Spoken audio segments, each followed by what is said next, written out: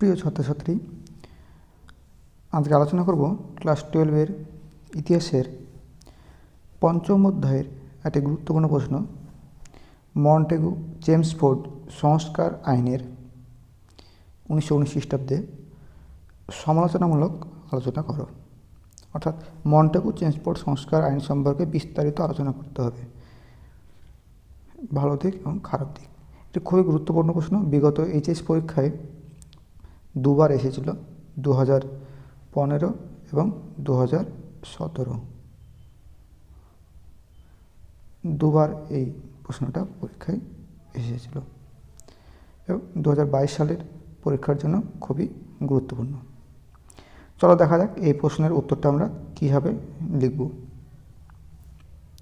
1909 খ্রিস্টাব্দের ভারত শাসন আইন ভারতীয়দের আশা আকাঙ্ক্ষা পূরণে ব্যর্থ হয়। ফলে 1917 খ্রিস্টাব্দের শেষ দিকে মন্টেগু ভারতে আসেন। তিনি এবং তৎকালীন ভাইসরয় চেমসফোর্ড ভারতের বিস্তীর্ণ অঞ্চল ভ্রমণ করে 1918 সালের এপ্রিল মাসে ভারতের সাংবিধানিক সংস্কার সংক্রান্ত একটি প্রতিবেদন পেশ করেন। এই প্রতিবেদনের ভিত্তিতে 1919 খ্রিস্টাব্দে ভারত শাসন আইন প্রণীত হয়, যা সাধারণভাবে মন্টেগু চেমসফোর্ড সংস্কার আইন নামে পরিচিত। তবে এই আইন 1921 খ্রিস্টাব্দে ভারতবর্ষে কার্যকর হয়। তাহলে মন্টেগু চেমসফোর্ড সংস্কার আইন কবে পাস হয় এবং কেন পাস হয় সেটা আশা করি বুঝতে পারলে। এরপর আমরা দেখব এই আইনের প্রেক্ষাপট, অর্থাৎ প্রেক্ষাপট বা পটভূমি, কোন কোন কোন কোন পরিপ্রেক্ষিতে, কোন কোন প্রেক্ষাপটে এই 1919 খ্রিস্টাব্দে ভারত শাসন আইন চালু করার প্রয়োজনীয়তা দেখা দিল, সেটা আমরা এখন দেখব। দেখো, প্রথম যে কারণ সেটা হচ্ছে মরলেমিন্টো সংস্কার আইনের ত্রুটি। 1909 খ্রিস্টাব্দে মরলেমিন্টো সংস্কার আইনের দ্বারা ভারতে কোনো দায়িত্বশীল শাসন ব্যবস্থা প্রতিষ্ঠিত হয়নি।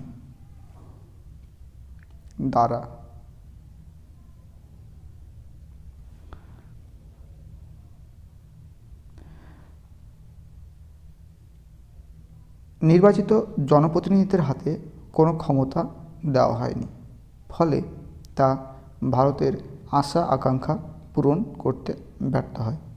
ভারতের হাতে আরও বেশি ক্ষমতা দেওয়ার দাবি জোরালো হয়ে ওঠে। অর্থাৎ মূল কারণ হচ্ছে মরলেমিন্টো সংস্কার আইন, যেটি 1909 খ্রিস্টাব্দে হয়েছিল, সেটি ব্যর্থ হয় বা সেটি ভারতীয়দের আশা আকাঙ্ক্ষা পূরণ করতে পারেনি, ফলে আরেকটি সংস্কার আইনের প্রয়োজনীয়তা দেখা দেয়। দ্বিতীয় যে কারণ বা প্রেক্ষাপট সেটা হচ্ছে নরমপন্থী এবং চরমপন্থীদের ঐক্য। তোমরা সবাই জানো যে 1907 খ্রিস্টাব্দে চরমপন্থীরা কংগ্রেস ছেড়ে বেরিয়ে গেছিল এবং 1916 খ্রিস্টাব্দের জাতীয় কংগ্রেসের লখনৌ অধিবেশনে তারা আবার ফিরে এলে নরমপন্থী ও চরমপন্থীদের মধ্যে ঐক্য গড়ে ওঠে, ফলে কংগ্রেসের শক্তি বৃদ্ধি পায়, যা ব্রিটিশ সরকারকে আতঙ্কিত করে তোলে। তৃতীয় কারণ হচ্ছে লখনৌ চুক্তি। কংগ্রেসের লখনৌ অধিবেশনের সময় ব্রিটিশ শাসনের বিরুদ্ধে ভারতে জাতীয় আন্দোলন গড়ে তুলতে কংগ্রেস ও মুসলিম লীগ সম্মত হয় এবং লখনৌ চুক্তি 1916 খ্রিস্টাব্দে সম্পাদন করে, ফলে ব্রিটিশ বিরোধী আন্দোলন তীব্র হওয়ার সম্ভাবনা দেখা দেয়। ইতিমধ্যে তোমরা দেখলে যে প্রথমে কংগ্রেসের বিভাজন ছিল, সেটা একত্রিত হয়ে গেল, অর্থাৎ নরমপন্থী চরমপন্থী এক জায়গায় হয়ে গেল। দ্বিতীয়ত মুসলিম লীগ আলাদাভাবে তৈরি হয়েছিল, মুসলিম জনগণ নিয়ে, তারাও কিন্তু কংগ্রেসের সঙ্গে ঐক্যবদ্ধ হলো, ফলে নরমপন্থী চরমপন্থী এবং মুসলিম লীগ একসঙ্গে ব্রিটিশ বিরোধী আন্দোলন গড়ে তোলার সংকল্প করে, ফলে ব্রিটিশ বিরোধী আন্দোলন তীব্র হওয়ার সম্ভাবনা দেখা দেয় এবং এটা প্রশমিত করার জন্যই তারা বিভিন্ন এই সংস্কারমূলক আইনটা চালু করেছিল। তৃতীয় হচ্ছে হোম রুল আন্দোলন। 1916 খ্রিস্টাব্দে তিলক ও অ্যানি বেসান্ট এর নেতৃত্বে হোম রুল আন্দোলন ব্রিটিশ সরকারকে আতঙ্কিত করে তোলে। এরপরে হচ্ছে প্রথম বিশ্বযুদ্ধের পরিস্থিতি। 1914 থেকে 18 খ্রিস্টাব্দে প্রথম বিশ্বযুদ্ধ জয়লাভের জন্য ভারতে সরকার বিরোধী আন্দোলন প্রশমন করা, যুদ্ধে ভারতীয়দের সহযোগিতা লাভ, ভারতের জনগণ ও অর্থ ব্যবহার প্রভৃতি খুবই প্রয়োজন ছিল। অর্থাৎ এই প্রথম বিশ্বযুদ্ধে যদি ব্রিটিশকে জয়লাভ করতে হয় তাহলে অবশ্যই ভারতে বিপ্লবী কার্যকলাপ বন্ধ করতে হবে, বা যুদ্ধে ভারতীয়দের সহযোগিতা লাভ করতে হবে এবং ভারতের অর্থ জনগণকে ব্যবহার করতে হবে। তাই ব্রিটিশ সরকার ভারত সচিব মন্টেগু 1917 খ্রিস্টাব্দে ঘোষণা করেন যে যুদ্ধের পর ভারতীয়দের স্বায়ত্তশাসন অধিকার দেওয়া হবে। নেক্সট পয়েন্ট হচ্ছে বিপ্লবী কার্যকলাপ। যা প্রথম বিশ্বযুদ্ধের সময় ভারতের ভেতরে ও বাইরে ভারতীয় বিপ্লবীদের সক্রিয়তা যথেষ্ট বৃদ্ধি পায়। এই পরিস্থিতিতে ভারতীয়দের অসন্তোষ দূর করতে ভারত সচিব মন্টেগু ও ভারতের বড়লাট ভাইসরয় লর্ড চেমসফোর্ড একটি যৌথ রিপোর্ট তৈরি করেন। এই রিপোর্টের ভিত্তিতে ব্রিটিশ সরকার 1919 খ্রিস্টাব্দে নতুন ভারত শাসন আইন প্রণয়ন করেন, যা মন্টেগু চেমসফোর্ড শাসন সংস্কার নামে পরিচিত। এবার আমরা দেখব এই মন্টেগু চেমসফোর্ড শাসন সংস্কারের বিভিন্ন শর্ত বা বিভিন্ন দিক। প্রথমে আমরা দেখব যে কেন্দ্র ও প্রদেশের মধ্যে ক্ষমতা বন্টন। অর্থাৎ মন্টেগু চেমসফোর্ড শাসন সংস্কারের প্রধান বৈশিষ্ট্য হচ্ছে কেন্দ্র এবং প্রদেশের মধ্যে তাদের ক্ষমতা বন্টন করে নেয়। অর্থাৎ কেন্দ্র সরকারের হাতে কিছু ক্ষমতা থাকে এবং প্রদেশের হাতে বা প্রাদেশিক সরকারের হাতে কিছু ক্ষমতা থাকে। তাহলে আমরা প্রথমে দেখে নেব যে কেন্দ্র সরকারের হাতে কোন কোন ক্ষমতাগুলি ছিল। প্রথমত দেশ রক্ষা, রেল ব্যবস্থা, মুদ্রা ব্যবস্থা, বৈদেশিক সম্পর্ক, আয়কর নীতি, শুল্ক নীতি, বাণিজ্য নীতি, ডাক ব্যবস্থা প্রভৃতি গুরুত্বপূর্ণ বিষয়গুলোর দায়িত্ব কেন্দ্রীয় সরকারের হাতে দেওয়া হয়। আরেকবার দেখো, দেশ রক্ষা, রেল ব্যবস্থা, মুদ্রা ব্যবস্থা, বৈদেশিক সম্পর্ক, আয়কর নীতি, শুল্ক নীতি, বাণিজ্য নীতি ও ডাক ব্যবস্থা প্রভৃতি গুরুত্বপূর্ণ বিষয়গুলোর দায়িত্ব কেন্দ্রীয় সরকারের হাতে দেওয়া হয়। আর প্রাদেশিক সরকারের হাতে কি থাকে?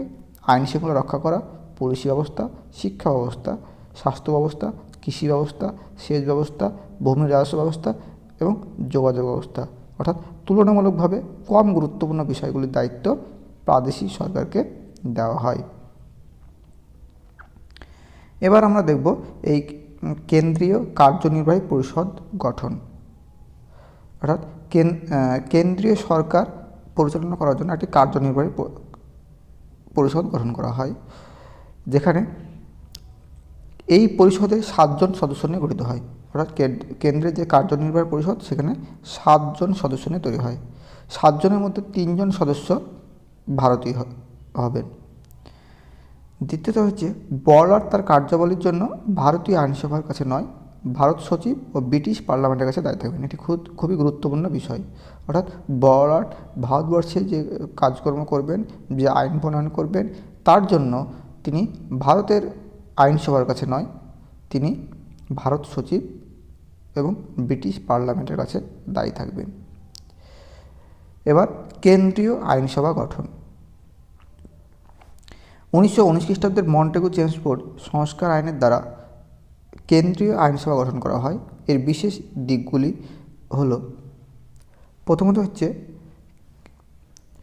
কেন্দ্রীয় আইনসভা দ্বারা সারা ভারতের জন্য আইন প্রণয়ন করার অধিকার দেওয়া হয়। কেন্দ্রীয় আইনসভা সারা ভারতের জন্য আইন প্রণয়ন করার অধিকার দেওয়া হয় বা তাদের অধিকার ছিল। কেন্দ্রীয় আইনসভা দ্বিকক্ষ বিশিষ্ট হয়। নিম্নকক্ষের নাম হচ্ছে কেন্দ্রীয় আইনসভা আর উচ্চকক্ষের নাম হচ্ছে রাষ্ট্রীয় পরিষদ। নিম্নকক্ষের নাম কেন্দ্রীয় আইনসভা আর উচ্চকক্ষের নাম হচ্ছে রাষ্ট্রীয় পরিষদ। উচ্চকক্ষে 60 সদস্য রাখা হয়, যার মধ্যে 26 জন ছিল বড়লাট দ্বারা মনোনীত, 34 জন ছিল নির্বাচিত। উচ্চকক্ষে মোট 60 জন সদস্য রাখা হয়, যার 26 জন বড়লাট দ্বারা মনোনীত, 34 জন ছিল নির্বাচিত। নিম্নকক্ষে সদস্য সংখ্যা 140 জন, পরে আরও 5 জন বাড়িয়ে 145 জন করা হয়।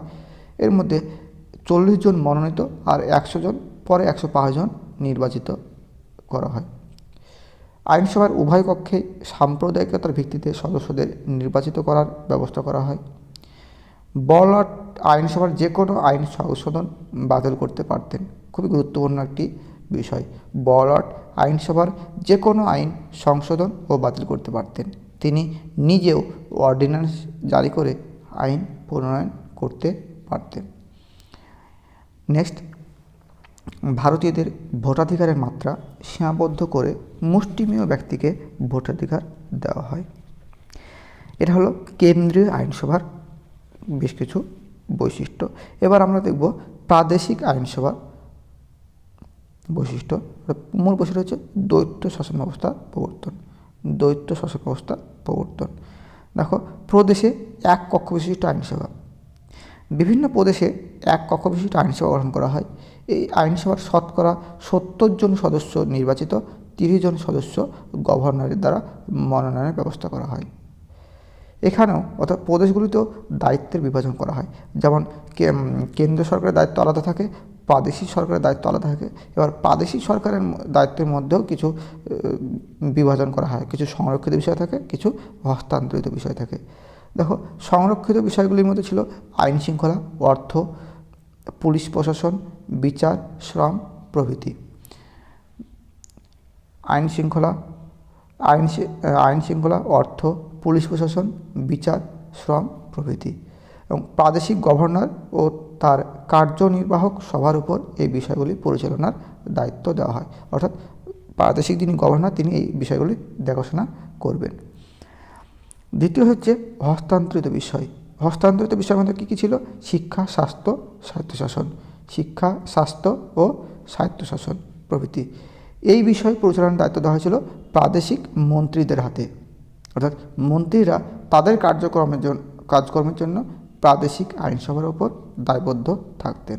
এইভাবে এই আইনের মাধ্যমে প্রদেশগুলোতে একদিকে গভর্নরের কার্যনির্বাহক সভা আর অন্যদিকে প্রাদেশিক মন্ত্রিসভা, দ্বৈত শাসন ব্যবস্থা চালু হয়, যেটা এই মন্টেগু চেমস্ফোর্ড শাসন সংস্কারের একটি গুরুত্বপূর্ণ বৈশিষ্ট্য। এরপর আমরা দেখব এই মন্টেগু চেমস্ফোর্ড শাসন সংস্কারের সমালোচনা। বিভিন্ন দৃষ্টিকোণ থেকে 1919 খ্রিস্টাব্দের মন্টেগু চেমস্ফোর্ড আইনের সমালোচনা করা হয়েছে। যেমন প্রথমটা দেখব আমরা প্রতিনিধিত্বমূলক শাসন ব্যবস্থার অভাব। প্রতিনিধিত্বমূলক শাসন ব্যবস্থার অভাব। এই আইনের দ্বারা ভারতে প্রতিনিধিত্বমূলক শাসন ব্যবস্থা প্রতিষ্ঠার চেষ্টা করা হয়নি। এখানে গভর্নর জেনারেল বা ভাইসরয়ের ক্ষমতায় প্রাধান্য পায়। দ্বিতীয় হচ্ছে ভাইসরয়ের চূড়ান্ত ক্ষমতা। কিছুক্ষণ আগে দেখলাম আমরা বৈশিষ্ট্যে যে এই আইনের দ্বারা কোনো দায়িত্বশীল শাসন ব্যবস্থা প্রতিষ্ঠিত হয়নি। কেন্দ্রে ভাইসরয় এবং প্রদেশের গভর্নর চূড়ান্ত ক্ষমতার অধিকারী হন। তারা ইচ্ছা করলেই মন্ত্রিসভার যে কোনো সিদ্ধান্ত বাতিল করতে পারতেন। স্বায়ত্তশাসনের অভাব। নেক্সট পয়েন্ট, প্রদেশে স্বায়ত্তশাসন প্রতিষ্ঠার কথা বলা হলেও বাস্তবে তা প্রতিষ্ঠিত হয়নি। প্রদেশে যাবতীয় বিষয় গভর্নরই ছিলেন সর্বেসর্বা। ভোটাধিকার। এই আইনের দ্বারা স্বল্প সংখ্যক ধনী ব্যক্তি, ভারতের মোট জনসংখ্যার মাত্র 10% ভোটাধিকার পান। সর্বসাধারণের ভোটদানের অধিকার স্বীকৃত হয়নি। সাম্প্রদায়িকতা। এই আইনের দ্বারা ভারতে সাম্প্রদায়িক ভেদাভেদ আরও বৃদ্ধি করা হয়। মুসলিমদের পাশাপাশি অন্যান্য ধর্মীয় সংখ্যালঘুদের জন্য পৃথক নির্বাচনের উদ্যোগ নেওয়া হয়, যাতে সাম্প্রদায়িকতা বৃদ্ধি পায়। উক্ত বিভিন্ন কারণে এই আইন ভারতীয়দের আশা আকাঙ্ক্ষা পূরণ করতে ব্যর্থ হয়। এজন্য জাতীয় কংগ্রেস বোম্বাই অধিবেশনেই এই আইনকে তুচ্ছ, বিরক্তিকর, নৈরাশ্যজনক ও নৈরাশ্যজনক বলে সমালোচনা করা হয়। অ্যানি বেসান্ত এই আইনকে দাসত্বের পরিকল্পনা বলে অভিহিত করেন। নেক্সট পয়েন্ট হচ্ছে গুরুত্ব। অর্থাৎ যে কোনো আইনেরই ভালো দিক খারাপ দিক থাকবে, তাই এই মন্টেগু চেমস্ফোর্ড শাসন সংস্কারের নানা ত্রুটি থাকা সত্ত্বেও এর গুরুত্ব কিন্তু অস্বীকার করা যায় না। দেখো, প্রথম যে গুরুত্ব সেটা হচ্ছে প্রত্যক্ষ নির্বাচনের সূত্রপাত। অর্থাৎ এই মন্টেগু চেমস্ফোর্ড সংস্কার আইনের দ্বারা ভারতে প্রথম প্রত্যক্ষ নির্বাচনের সূচনা হয় এবং ভোটাধিকারের সম্প্রসারণ ঘটে। নেক্সট হচ্ছে দায়িত্বশীল শাসন ব্যবস্থার সূচনা। এই আইনের দ্বারা মন্ত্রিসভাকে তার কাজের জন্য আইনসভার কাছে দায়ী রাখার ব্যবস্থা করা হয়। ফলে ভারতে দায়িত্বশীল শাসন ব্যবস্থার সূত্রপাত ঘটে। তৃতীয়ত, রাজনৈতিক শিক্ষালাভ। এই আইনের দ্বারা ভারতীয় প্রতিনিধিরা আইনসভায় প্রবেশের সুযোগ পেলে তাদের রাজনৈতিক অভিজ্ঞতা ও শিক্ষালাভের সুযোগ ঘটে। চতুর্থত, সবচেয়ে গুরুত্বপূর্ণ বিষয় হচ্ছে মন্ত্রিসভার ভারতীয়করণ। এই আইনের দ্বারা প্রাদেশিক মন্ত্রিসভায় ভারতীয়দের স্থান দিয়ে ব্রিটিশ সরকার শাসন ব্যবস্থায় ভারতীয়করণের পথ প্রশস্ত করে। আশা করছি তোমরা এই মন্টেগু চেমস্ফোর্ড শাসন সংস্কারের সমালোচনামূলক মূল্যায়নটা বুঝতে পারলে। যদি কোথাও অসুবিধা হয় কমেন্টে অবশ্যই লিখবে, এবং এইরকম আরও বিভিন্ন প্রশ্নের উত্তর পাওয়ার জন্য চ্যানেলটিকে সাবস্ক্রাইব করে রাখবে এবং বন্ধুদের মাঝে শেয়ার করতে ভুলবে না। আজ এ পর্যন্তই, ধন্যবাদ।